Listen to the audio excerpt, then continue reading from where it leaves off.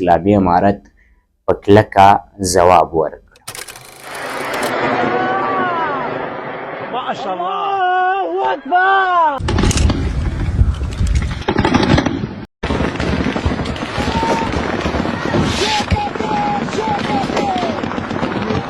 د 2025 کال د نومبر 24 نیټه د شپې 2 بجې او 28 دقیقې دي.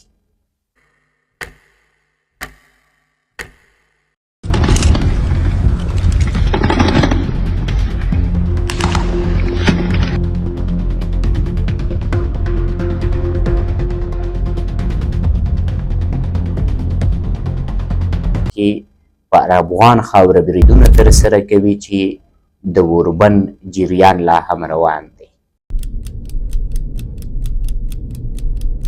زه له دې ځایه یو ځل بیا د هېواد پر نامرده دښمن جدي غږ کوم چې زموږ ځمکنی او هوایي حریم ته دې په سپکه سترګه نه ګوري. په بدن کې ساوي دا اسلامي اردو به بغیر د تنخواه نه، بغیر د امتیازاتو نه، بغیر د هغو اسباب و وسایلو نه چې هغه نړیوال لري که هر څومره امکانات د دوی سره دا به په پوره مېړانې سره د دې اسلام خدمت به کوي. د 2025 کال د نومبر 24 نیټه د شپې 2 بجې او 28 دقیقې دي.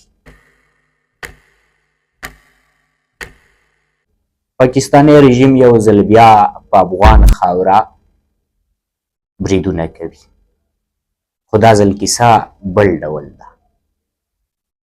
یوې خواته په ترکیه کې مذاکرات روان دي او له بلې خوا د پاکستاني سپلاوي سره د اسلامي امارت دفاع وزیر په ایران کې اوربن لاسلیک کړی دی. مګر پاکستاني رژیم یو ځل بیا په داسې حال کې پر افغان خاوره بریدونه ترسره کوي چې د اوربن جریان لا هم روان دی.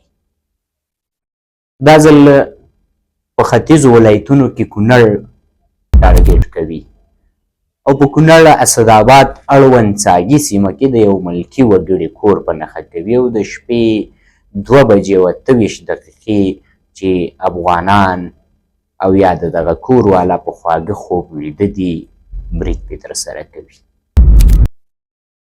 د ښځو او ماشومانو په ګډون په دغه کور کې 15 کسه سخت ټپیان کیږي او کور پکې په بشپړ ډول ویجاړیږي.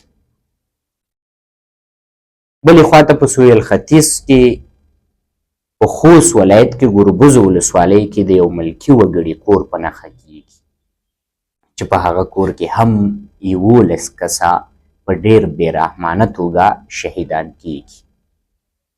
له هغې وروسته دغه برید د نړۍ مختلفو خلکو حکومتونو وغندل، مګر پاکستان اعلامیه خپره کړله چې دغه بریدونه موږ نه دي ترسره کړي. د دغې ورځې په سهار د اسلامي امارت ویان ذبیح الله مجاهد په خپلو خبرو کې داسې څرګندونه وکړله او ویل چې د دغه بریدونو غږ به زر تر زره واغستل شي. اخوا بیا په کونړ کې اسداباد اړوند څاګي سیمه کې چې کوم کور ټارګېټ شوی و د محمد ګلاب په نامه د یو ملکي وګړي کور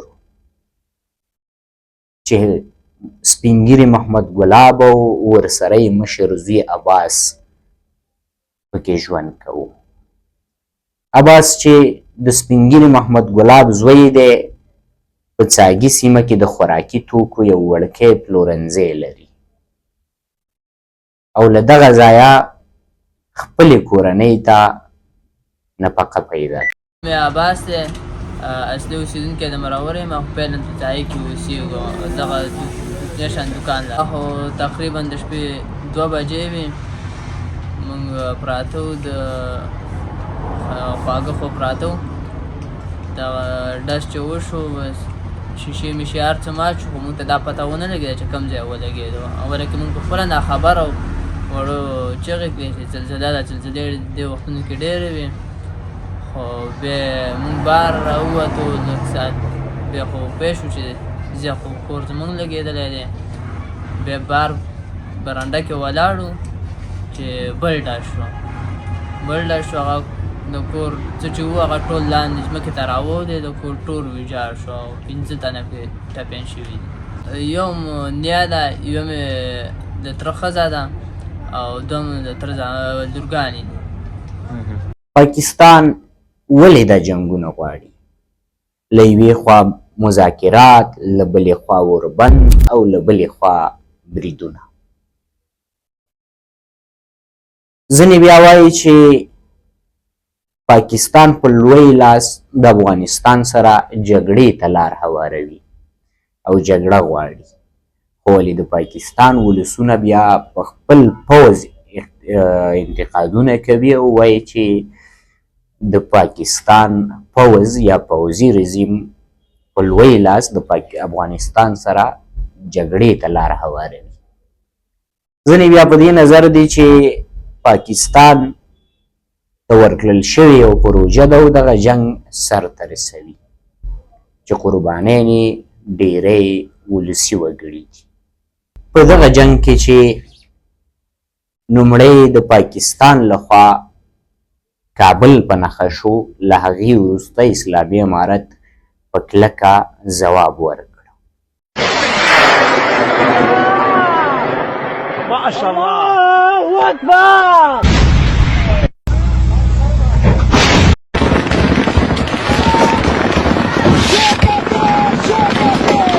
پاکستاني لوري ته یې ډېر زیات تلفات ورسول، خو له پیله تر اوسه د اسلامي امارت دریځ د جنګ غوښتل نه دی او په ټوله کې شعار دا دی چې افغانان جنګ ته لیواله نه دي او غواړي دغه کړکېچ د خبرو له لارې حل کړي. 2 ورځې وړاندې پاکستانو په خپلو رسنیو غوغا جوړه کړه چې ګواکې په افغانستان کې خاکسالي راغلي او علت یې هم د لارو بندول یاد کړي دي. په افغانستان کې ډېری سوداګرو د پاکستان سره په خپله زړه په خپله طبع سوداګري لغوه اعلان کړله. څه شی چې تاسو ووایئ موږ هم شاته ولاړ یو او موږ ستاسو د ټولو خبرو حمایت کوو.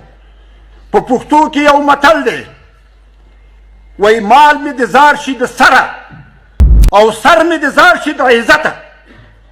دا ټول دې وطن کې زموږ نیکونو دا کارونه کړي دي، د انګریزانو په مقابل کې کړي دي. موږ رسما دا خبره وکړله او دا زموږ د ټول سکتوري خصوصي خواهش و که پاکستان زموږ سره تجارت کوي په بین المللي اصولو به یې کوي او په یو تضمین به یې کوي او هغه تضمین دا دی چې دا لارې به بدون د قید و شرط خلاصي. که نه موږ دا کار نه کوو. ستاسو هدایت علمي دی، ستاسو هدایت اسلامي دی او موږ ستاسو د هدایت د دې فیصلې هرکلی کوو او دا منو. داسې ده که نه ورونو؟ تاسو یې ووایئ، په صرافت یې ووایئ.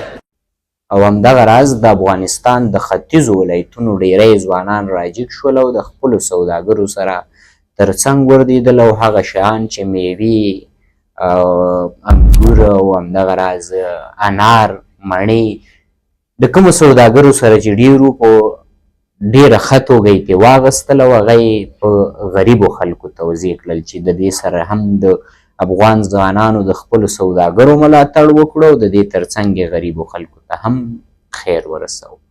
دغه کار د ځوانانو یوازې او یوازې د دې لپاره و چې نه غواړي د پاکستان سره نوره سوداګري ترسره کړي. پاکستان د تاریخ په اوږدو کې همیشه د افغان لوري سره سوداګري یو طرفه پاللې او کله چې هم د افغان میوو وخت یا سیزن را رسېدلی دی، پاکستاني لوري د تورخم او د سپین بولدک دروازې په یوه بانه او په بله بانه بندي کړي دي.